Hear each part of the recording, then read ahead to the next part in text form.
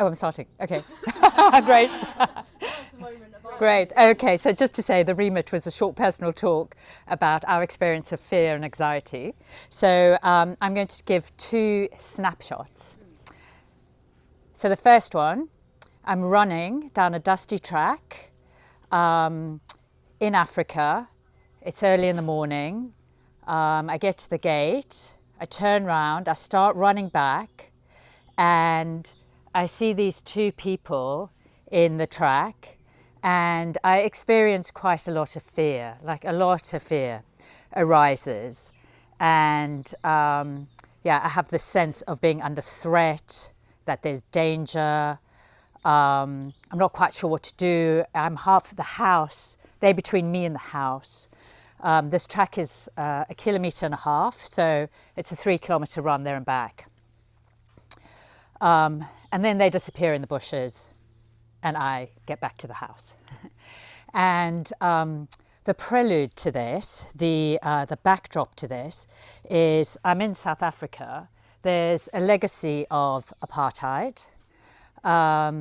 There's a politician whose rallying cry is to kill the farmers.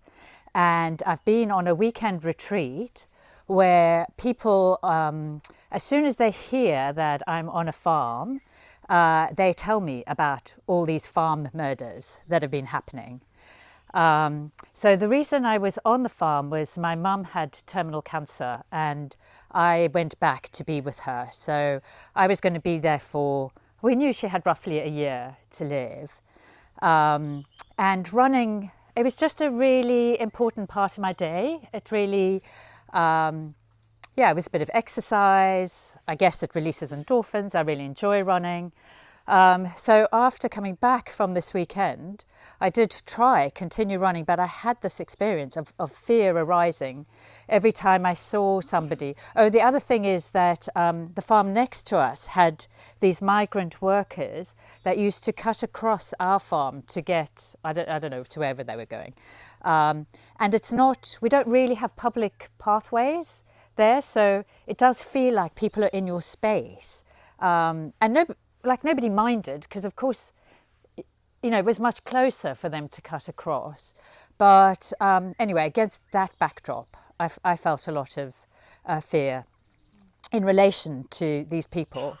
And then, so before going back, I had been coming to the LBC for some time, and I must have heard about the story of the Buddha and the mad elephant. And I also had some Dharma books with me. And in one of these Dharma books, there was a metta prayer. So I learnt this metta prayer. And then every time I went running, I was learning this prayer. So it had the effect of turning my mind towards metta rather than turning my mind towards catastrophe. And then every time I saw these people crossing the farm, especially if I was in that situation where they were between me and the house, I just radiated this sense of metta towards them. Like I really meant it, because it felt like my life depended on it. Sort of to be dramatic, but it really did feel like that. And actually it really helped. It was the thing that meant that I could continue with my runs, and they were a really important part of my being able to be with my mum in that situation. So that's one snapshot where metta directed towards fear was really pivotal. In fact, that stay on the farm was the thing that moved my relationship from the Dharma from one of interest to an absolute commitment and confidence in the Dharma. So there was that incident, but there was also having a lot of time and space to reflect on impermanence, to actually see the reality of impermanence, of dukkha. So I came back to the UK with a real confidence in the Dharma.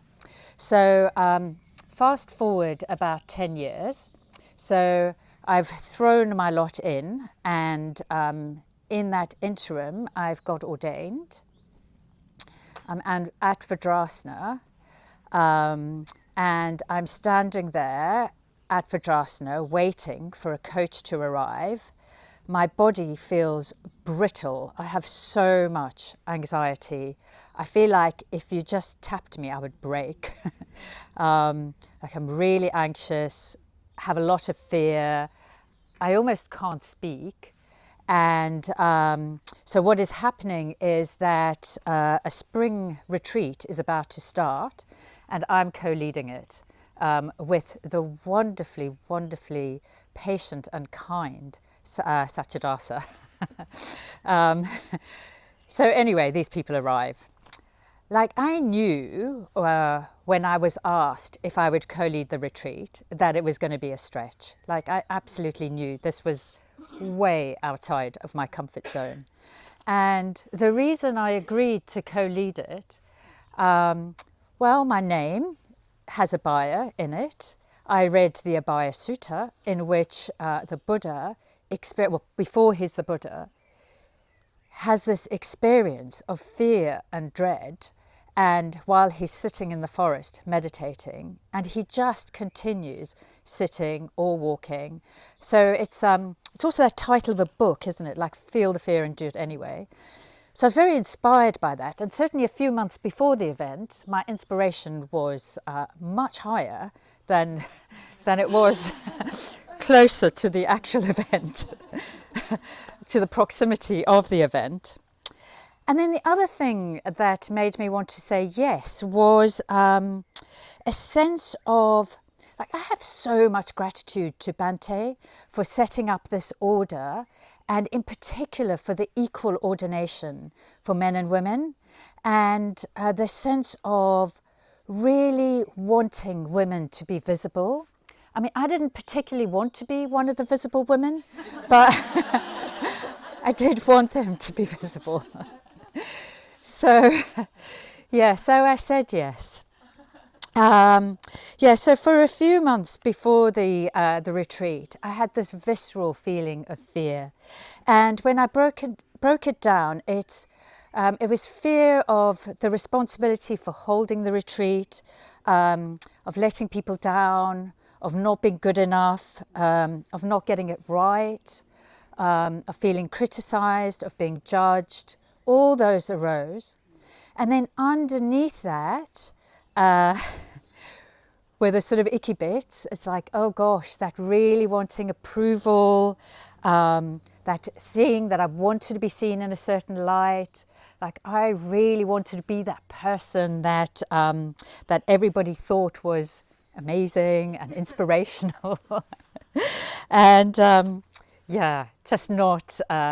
Anyway, so that was the underlying thing, and I mean, in some ways, I didn't know it was, the Dharma and not about me. But anyway, that was a rational knowing. It wasn't a felt emotional knowing. So, in due course, I led the retreat. It was a huge stretch. I was counting the days down. It was hugely uncomfortable. I cried for 2 days after the retreat. But I did keep saying yes to leading things. So I kept saying yes. I led a few more retreats. To be honest, it didn't feel like it got any easier. And I mean, really, about 8 years in, I was sitting in meditation, and I just felt this sense of despair, actually, that, just a sense of despair that it wasn't getting any easier. And I mean, it probably was getting a bit easier, but not substantially easier. And this particular retreat, I had the sense of green Tara and this deep sense of it being okay. I didn't have to, like this realization that I was bargaining, on some level I was bargaining on things getting easier. And I had this sense of it like, it's okay. It doesn't have to get any easier. It can keep being difficult. That's all right. This deep sense of acceptance, just letting it be, of just saying yes to the Dharma, and that's it. That was the important thing. And I had this realization that actually my lack of confidence was my mad elephant, my Nagagiri. And the metta was just letting it be, just accepting it. And that acceptance meant that there was less solidifying around it, less identification with it. And somehow it did soften. And so now, when it arises, it's a bit more of a like, oh, well, hello, old friend, you know. It's a bit more of a familiar space, and I'm not quite so at war with it. So, so I still get nervous, but actually not as nervous as I used to. I'm no longer paralyzed by it. And this year I led the spring retreat for the 4th time. And for the first time, I actually enjoyed it.